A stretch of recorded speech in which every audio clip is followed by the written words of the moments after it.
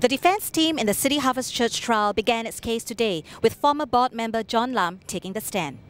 This morning, Lam told the court about the spiritual purpose of the Crossover Project, which stands at the center of the trial. The Crossover Project was launched by the church to bring the gospel to youth in Asia, particularly in cities like Taiwan and Hong Kong. Youths and young adults in these cities related more to the entertainment industry than to church.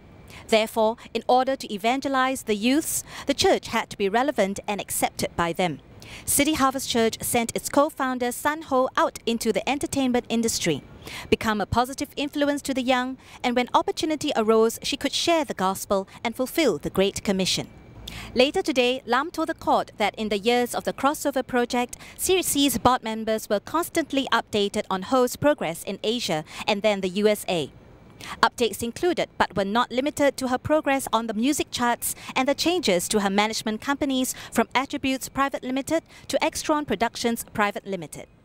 With regard to the church's investment into Extron, Lam confirmed that he saw no foreseeable problems for Extron to repay the bonds with interest using the proceeds from Ho's English album. The album was due to be launched shortly after the bonds were undertaken. Ho had already taken 5 singles to the #1 spot on the US Billboard dance charts by November 2006. In addition, Lam was aware that should there be any losses borne from the project, businessman and CHC member Wahyu Hanafi would personally indemnify these losses.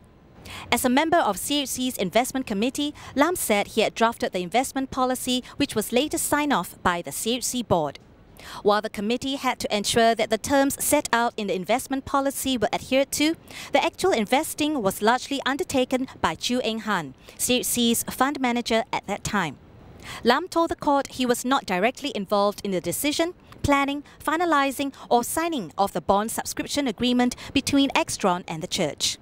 After Lam, the rest of the defendants are scheduled to take the stand in the following order: Kong Hee, Sharon Tan, Chu Eng Han, Tan Yiping, and lastly, Serena Wee.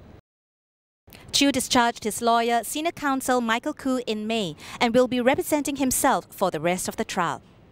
John Lam continues on the stand tomorrow. For more information, log on to citynews.sg. I'm Sandy Yeo, City News, Singapore.